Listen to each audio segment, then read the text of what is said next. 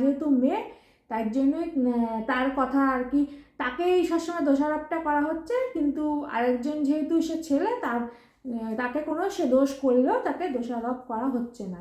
ওই সেই একই ব্যাপার যে ছেলে তো করে খাওয়াবে, মেয়ে বিয়ে করে চলে যাবে।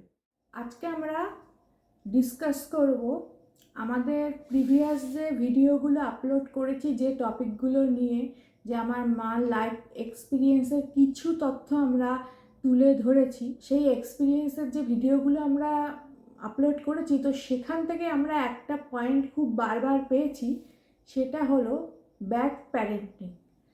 How bad parenting can affect us. এটা মানে আমরা বারবার পাচ্ছি, শুধু কিছু সময়ের জন্য না। ব্যাড প্যারেন্টিং কিন্তু পুরো জীবনের জন্য একটা মানুষকে অ্যাফেক্ট করতে পারে, ট্রমায় পাঠিয়ে দিতে পারে, এবং সেটা থেকে বেরিয়ে আসাটা সত্যি খুবই কষ্টকর হয়ে ওঠে মানুষের জন্য। ব্যাড প্যারেন্টিং যে কতটা খারাপ হতে পারে, আমার মা সেটা হচ্ছে তার উদাহরণ একেবারে। কারণ মার উপর দিয়ে সেই ব্যাপারগুলো গেছে। মার মানে বাবা মা যেহেতু ঠিকমতো প্যারেন্টিংটা বুঝতে পারেনি, করতে পারেনি, ওর জন্য মাকে অনেক কিছু সহ্য করতে হয়েছে।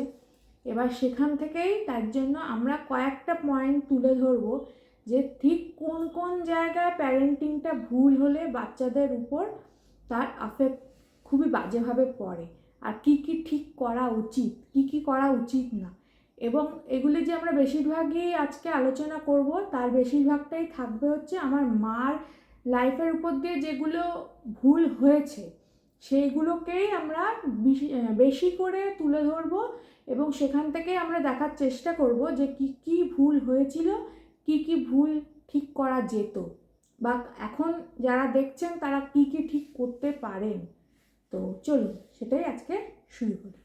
প্রথম যে পয়েন্টটা আমরা তুলে ধরবো সেটা হলো যে দুটো বাচ্চার মধ্যে যখন তফাৎ করা হয়, নানান দিক দিয়ে যে তফাৎ করা হয়, কি তফাৎ করা হয় এবং সেই তফাৎগুলো কিভাবে আফেক্ট করে বাচ্চার মনে, যে বাবা মা এরমভাবে কেন তফাৎটা করছে, তার কয়েকটা উদাহরণ আমার মা নিজের লাইফে যেগুলি ফেস করেছে তার উপর থেকে দেবে। তো শুনি কি।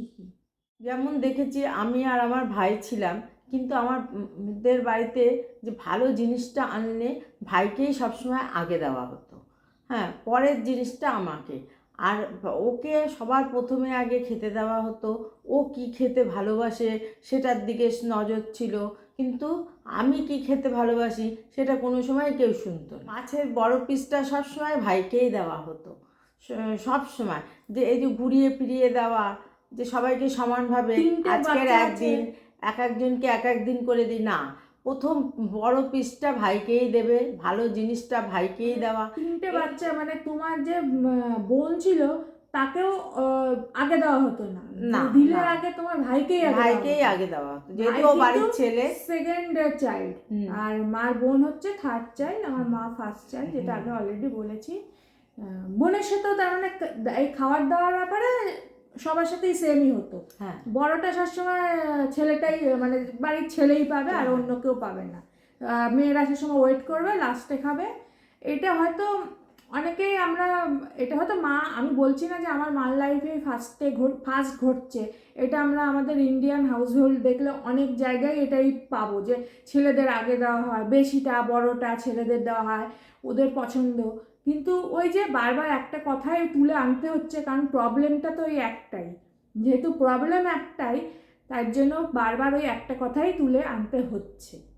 এবার যে সেকেন্ড পয়েন্টটায় যাব সেটা হচ্ছে যে যখন দুটো বাচ্চার মধ্যে একজন বাজে করছে, মানে ভুল করছে একজন, তাকে কিছু বলা হচ্ছে না, কিন্তু অন্য বাচ্চাটাকে বলা হচ্ছে। আর অন্য বাচ্চাটাকে বলার মেইন কারণ হচ্ছে সে একটা মেয়ে। সবসময় এটাই মানে আমাদের যে স্টোরিটা আমরা শেয়ার করছি আমার মার লাইফের, সেখানে এটাই যে মা যেহেতু মেয়ে তার জন্যই তার কথা আর কি তাকেই সবসময় দোষারোপটা করা হচ্ছে, কিন্তু আরেকজন যেহেতু সে ছেলে তাকে কোনো সে দোষ করলেও তাকে দোষারোপ করা হচ্ছে না। তো এরকম তুমি তো অনেকগুলোই ফেস করেছো, তার মধ্যে কিছু একটু বলো, মানে যাতে বুঝতে পারে আমি কি বলার চেষ্টা করছি। আমি আর আমার ভাই দুইজনে থাকতাম। এবার কি হতো, ভাই আমাকে খুব মারতো। ও ওর হাত খুব ছোটোবেলা দিয়েই ওর খুব মারার হাত, কিন্তু আমার বাবা মা কোনো সময় শাসন করতো না যে বড় দিদি তার গায়ে হাত দিতে নেই, এরকমভাবে কোনো দিন ওকে বলেনি। আর সবসময় আমাকে বলতো ঠিক আছে তুই চুপ হয়ে যা, তুই চুপ হয়ে যা, আমাকেই চুপ করিয়ে দিত, ওকে কিচ্ছু বলতো না। ও যতই অন্যায় করুক ওকে কোনো দিন শাসন করতো না, আর সব সময় আমাকেই শাসন করতো, আমাকেই চুপ করিয়ে রাখতো। এইভাবেই ও মানে দোষ করলে ওকে ওর দোষটা দেখতো না, না, কিন্তু তোমার দোষটা সবসময় দেখতো। সবসময় আমার দোষটাই দেখতো, বলে তুই চুপ করবি, করে থাকবি, যেহেতু তুই বড়, তুই বড় মেয়ে, চুপ করে থাকবি। যেহেতু ও বড়, ওর সব দোষ। হ্যাঁ, যেহেতু আরেকজন ছোট, তার কোনো দোষ নেই। এটা কিন্তু ঠিক না। বড়োর দোষটাও যেরকম শুধরানো উচিত, ছোটোর দোষটাও কিন্তু ছোটোবেলা থেকেই শুধরানো উচিত, নাহলে ইন ফিউচার এটাই কিন্তু অনেক বড় দোষে পরিণত হতে পারে, আর তখন কিন্তু কিছু বলার থাকে না, কিছু বলে কিছু করাও যায় না, এরকম হয়ে যায় এক এক সময় এক একটা পরিস্থিতিতে। তো ছোটোবেলা থেকেই যদি দুজনের দোষটাই সমানভাবে দেখিয়ে দেওয়া হয়, আমি বলছি না যে বড় তার কোনো দোষ থাকে না, কিন্তু দোষটা যদি ছোটরও থাকে বড়রও থাকে, দুজনকে সমানভাবে দেখিয়ে দেওয়া উচিত। এটা না যে সব দোষের দায় বড়র হাতেই চলে গেল, কারণ সে আয়দার সে কারণ বড় আর নয় সে মেয়ে, এইটাই মানে মেইন যে পয়েন্ট, নয় বড় নয় মেয়ে। তো এটা করা উচিত না, দুজনকেই সমানভাবে তার দোষটা বুঝিয়ে দেওয়া উচিত, যাতে দুজনই ঠিক মতো নিজের দোষ গুণ সব বোঝে এবং সে দোষটা যা করতে হবে না সেটা বোঝে, যেটা করা যায় না। আমি ছোট বলেই আমি সব করতে পারি না। এবার থার্ড পয়েন্টে যাব। তা থার্ড পয়েন্ট হচ্ছে যে ছোটোবেলা থেকে কিন্তু একটা বাচ্চা বাবা মার দিকেই তাকিয়ে থাকে। বেশিরভাগ ক্ষেত্রে এটাই দেখা যায় যে একটা বাচ্চা কিন্তু তার বাবা মাকেই ফলো করছে, তার বাবা মা কিভাবে আচরণ করে বা কি বলে, কার সাথে কি ব্যবহার করে, এগুলি কিন্তু একটা বাচ্চা খুব নজর করে আর শেখে, সেটাই শেখে। তো এটা কিন্তু একের বেশি সন্তান থাকলেও এই কাজটা করে, যে ছোট হয় সে কিন্তু মানে বাবা মাকে দেখেই দেখে যে আমার বাবা মা তার বড় যে আমার ভাই বা দিদি আছে যে বড় সন্তান, তার সাথে কিরম ব্যবহার করছে, ছোট বাচ্চাটাও কিন্তু সেরকমই শেখে, যে হ্যাঁ তাহলে ওইখান থেকেই বোঝে যে ও আচ্ছা তাহলে আমিও আমার এই বড় দাদা বা দিদির সাথে এরকম ব্যবহারটা করতে পারি। তো এটা আমাদের থার্ড পয়েন্ট। আমার মার সাথেও এরকম হয়েছে, তো মা সেটাই বলবে। আমার বাবা মা যখন আমার সাথে বাজে ব্যবহার করতো সেটা আমার ছোট ভাই বোনেরা দেখতো, দেখে না ওরা ওটাই শিখেছে, ওরাও আমার সাথে ওরকমভাবে বাবার যে ব্যবহার করতো। হ্যাঁ, কারণ বাবা মা আমার সাথে বাজে ব্যবহার করে, ওরাও সেটাই করে, মানে ওরা বুঝে গেছে যে তোমার সাথে বাজে ব্যবহারটা করা যায়, যেহেতু বাবা মা করছে, যেহেতু বাবা মা করে, কিছু বলার নেই না। আর বাবা মায়ের যদি কেউ না বলে আর কে কি বলবে, কি শাসন করবে। তাই যেহেতু বাবা মা করছে, ছোট ভাই বোনেরাও শিখে গেছে যে বড় দিদির সাথে বাজে ব্যবহার করা যায়, যা ইচ্ছা করা যায়, যা ইচ্ছা বলা যায়, তো ওর পিছনেও লাগা যায়, কেউ কিছু বলার নেই। অতএব বাবা মার যে ব্যবহার এটা কিন্তু খুব জরুরি। ব্যবহার যেরকমই হোক, বাচ্চাটার সামনে কিন্তু ছোট বাচ্চাটাকে শেখানোর জন্য কিন্তু নিজেদের অনেক সামলে চলতে হয়, বাবা মাকে সামলে চলা উচিত। এবার আমরা আসবো 4 নম্বর পয়েন্ট। 4 নম্বর পয়েন্ট এটাই আমি তুলে ধরবো যে একটা বেশি যখন বাচ্চা থাকে বাড়িতে, বাবা মা একজনের সাথে একরকম ব্যবহার করে, দ্বিতীয় জনের সাথে অন্যরকম ব্যবহার করে, একজনকে একটা জিনিস দেয় আর একজনকে আরেকটা জিনিস দেয় না। এটাও কিন্তু যে পায় আর যে পায় না দুজনের মধ্যে কিন্তু দুরকমভাবে পুরো অ্যাফেক্ট করে ব্যাপারটা। যে পাচ্ছে সে তো পাচ্ছেই, তার তো কোনো কিছু ব্যাপার নেই, সে তো সবই তার আনন্দের ব্যাপার, কিন্তু যে পাচ্ছে না তার কিন্তু একটা বিশাল কষ্টের জায়গা থাকে, ক্ষোভের জায়গা থাকে, এবং ইন ফিউচার এটা কিন্তু একটা ট্রমাও হয়ে যায় যে আমার বাবা মা, এটাকে সিধাভাবে চোখে আঙুল দিয়ে দেখিয়ে দেওয়া যে আমার বাবা মা ভালোবাসে না আমাকে, অতটা ভালোবাসে না যতটা আমার ছোট ভাইকে ভালোবাসে বা যাকে দিচ্ছে তাকে ভালোবাসে। তো এরকম আমার মার সাথেও কয়েকটা ঘটনা ঘটেছে, অনেক কিছুই ঘটেছে। এখন তো ওই যেটা আমি বারবার বলি, এত বড় লাইফের ঘটনা একবারে বলা সম্ভব না। তো মা এখন যে কয়টা পারবে সে কয়টাই বলে বোঝানোর চেষ্টা করবে যে কিভাবে একজনকে দিয়ে আরেকজনকে না দিলে কতটা খারাপ লাগে। যেমন পুজোর সময় যখন জামা কাপড় কেনা হতো তখন বোন আর ভাইকে জামা কাপড় দিত নতুন কিনে, আর আমাকে বলতো কি, তুই যদি পরীক্ষায় পাশ করিস তবেই তোকে জামা দেওয়া হবে, নালে দেবো না। হ্যাঁ, এইভাবে আমি পুজোর সময় কাঁদতাম। আর যখন ওরা দুজন তো আনন্দে ঘুরতো, আমারই যত কষ্ট ছিল। মানে এটা কিভাবে বাজে লাগে যে ভাই বোনকে দিচ্ছে, ওরাও তো ক্লাসে, ওরাও স্কুলে পড়ে, ক্লাসে ওঠে, কিন্তু ওদের কোনো ব্যাপার নেই পরীক্ষা টরীক্ষার, কিন্তু মা যখন চাইছে তখন সেটা পরীক্ষা চলে আসতো মাঝখানে। মানে এটা কতটা বাজে। আগেকার দিনে আজকে যেরকম আমাদের অনেক জামা কাপড় হতো, তখন তো আর অত জামা কাপড় হতো না।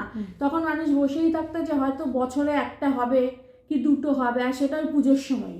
আর সেই পুজোর সময় ওই একটা জামাও যদি না হয়, একটা বাচ্চার মানে কতটা যে অ্যাফেক্ট করতে পারে সেটা মানে আমি জানি না এখন বললে বা কাউকে বোঝানো যাবে কি না। মানে কাউকে বলতে আমি মার প্যারেন্টসদের কথা বলছি, বোঝানো যাবে কি না বা তারা বুঝবে কি না, কিন্তু হ্যাঁ এটা অ্যাফেক্ট ফেলে।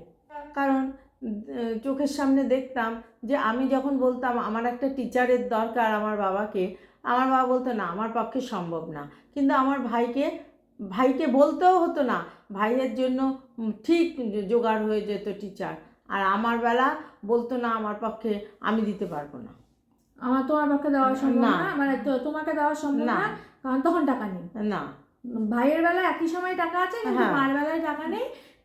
কারণ হচ্ছে মা তো বিয়ে হয়ে অন্য বাড়িতে চলে আসবে, পড়িয়ে কি লাভ আছে, আর ছেলে তো চাকরি করে খাওয়াবে, তাই জন্য তো ছেলেকে তো টিচারটাকে দিতেই হবে, কিন্তু মেয়েকে না দিলেও চলবে, মেয়ে পড়াশোনা না করলেও চলবে, বয়সটা হলে বিয়ে করে দেবো, বিয়ে দিয়ে দেবো, বাস হয়ে গেল। যখন নতুন ক্লাসে উঠতাম তখন তো নতুন ক্লাসের বইয়ের দরকার হতো, তখন আমার বাবা বলতো তুই পুরনো বই জোগাড় কর, পুরনো বই জোগাড় করে ওই পড়বি। আর আমার ভাইয়ের সাথে সেটা হতো না, আমার ভাইকে নতুন বই কিনে দিত, কিন্তু আমাকে দিত না। আমাকে বলতো যে তুই যদি ওই বই জোগাড় করিস তাহলে পড়াশোনা কর, আর নাহলে তোর পড়াশোনা করতে হবে না। মানে আমি এটা বলছি না যে বই জোগাড় করে পড়াটা খুব বাজে ব্যাপার, এটা অনেকেই করে, এটা আমরাও করেছি। ইভেন মানে পরের হয়ে কিছু বই অনেক সময় আমাদেরও আনতে হতো, কারণ ওগুলি পাওয়া যেত না সবসময়। যাই হোক, এবার আমি এটাকে বাজে বলছি না যে অন্যের বইটা নিয়ে এসে পড়, সেটা কিন্তু একই সময় দুটো বাচ্চাকে দু রকম কথা বলছে। একই সময় একই বছরে ছেলে যখন নতুন ক্লাসে উঠছে তাকে নতুন বই দেওয়ার টাকা আছে, কিন্তু মেয়ে যখন উঠছে একই সময় একই বছরে, আমি বারবার বলছি, তখন মেয়েকে সেটা দেওয়ার মতো টাকা নেই। প্রবলেমটা এখানে ক্রিয়েট হয়ে যাচ্ছে, কেননা এইটা তো হতে পারে না। যদি আগে পরে হতো তাও বোঝা যেত, সেরকম তো না। একই সময় এভাবে মানে একটা সন্তান হলো যে তাকে বললো, বা দুটো সন্তান যখন তাকে, দুটো সন্তান তাকে দুজনকেই বললো যে না আমি তোদের কাউকেই পারবো না, যে তোরা দুজনই বাইরে থেকে বই নিয়ে আয়, সেটা কিন্তু আলাদা ব্যাপার ছিল। কিন্তু একই জায়গায় দুজনকে দুরকমভাবে বলছে, এটা ঠিক না। এটাও কিন্তু ওই যে মনে কিন্তু আফেক্ট ফেলে। তারপর আমি যখন স্কুলে ভর্তি হব, মানে ক্লাস 5-এ আমাদের প্রাইমারি স্কুল ছিল, তো তখন আমি 5-এ ভর্তি হব হাই স্কুলে। তখন আমাদের একটু দূরে 15-20 মিনিটের রাস্তা একটা খুব ভালো স্কুল ছিল। তখন বললো না, ওই স্কুলে তুই যেতে পারবি না। কিন্তু আমার ভাইয়ের বেলা কত দূরে নিয়ে, হ্যাঁ অনেক দূরে ভালো স্কুল দেখে ভর্তি করলো, ও যাতে ভালো মানে পরিবেশ পায়, পড়াশোনা যেন ভালো করতে পারে তার জন্য। কিন্তু আমার বেলা হলো না সেটা। ওই সেই একই ব্যাপার যে ছেলে তো করে খাওয়াবে, মেয়ে বিয়ে করে চলে যাবে। এই ছোট ছোট ব্যাপারগুলো, ছোট ছোট না, মানে আমি বলতে চাইছি ছোট ছোট হয়তো আমার বাবা মার কাছে এগুলো ছোট ছোট ব্যাপার ছিল, আমাদের কাছে অফকোর্স ছোট ছোট ব্যাপার না। এগুলো ওনারা হয়তো ভেবেছিল এগুলো ছোট ছোট ব্যাপার, এগুলো এমন কি ব্যাপার, হচ্ছে করছি, কিন্তু না, এগুলো কিন্তু ভুল হয়েছিল। যখন হয়েছিল তখন কিন্তু মারাত্মক ভুল হয়েছিল। এবার যেটা বলবো সেটা একটা খুবই কমন ব্যাপার, অনেকের বাড়িতেই হয়তো এটা কমন, যে মানে আমাদের সমাজে এমন অবস্থা যে বাজে ব্যাপারগুলো এখন কমন হয়ে গেছে, কিছু বলার নেই বা কিছু করার নেই, কিছু না করার আছে, করতে হবে, মানে বলছি আর কি। যাই হোক, যে এবার যেটা বলবো সেটা হচ্ছে তুই বড়, তোকে সব সহ্য করতে হবে, বড় সন্তানকে বাড়ির সব কিছু মুখ বন্ধ করে সহ্য করে নিতে হবে। তো এটা কিন্তু ঠিক না। বড় বলে সে সব সহ্য করবে আর ছোট জান্নাতাই করে যাবে, যা ইচ্ছা করে যাবে, এটা হয় না। আমার বাসাতেও এরকম হয়েছিল, তার মাও তার এক্সপিরিয়েন্স শেয়ার করবে। না বল। আমার ভাই বোনেরা আমাকে যা খুশি বলে যাবে, করে যাবে, কিন্তু আমি কিছু বলতে পারবো না, কারণ আমি বড়। আমাকে বলতো যে তুই চুপ করে থাকবি, ওদের ওদের শাসন আমি করতে পারবো না। ওরা আমাকে বলবে অথচ আমি ওদের কিচ্ছু বলতে পারবো না, বলে তুই যেহেতু বড় তুই চুপ করে থাকবি। যেহেতু বড় সব বুঝে নিতে হবে, বুঝে ওরা নিতে যেহেতু হবে। ছোট ওরা কিছু বুঝতে পারে না, হ্যাঁ, না। সব বোঝার দায়িত্ব বড় বড়। সন্তানের উপর। হ্যাঁ। তার উপর আবার মেয়ে, মানে ডাবল হয়ে গেছে ব্যাপারটা। এইভাবে বাবা মা ছোটদের চোখে আঙুল দিয়ে দেখিয়ে দিয়েছে যে বড় দিদির সাথে বাজে ব্যবহার করা যায়। আর আমি বড় দিদি হয়ে এত বয়স হয়ে যাওয়ার পরও ওই ব্যবহারগুলি আজও আমি ভুলতে পারিনি কিন্তু।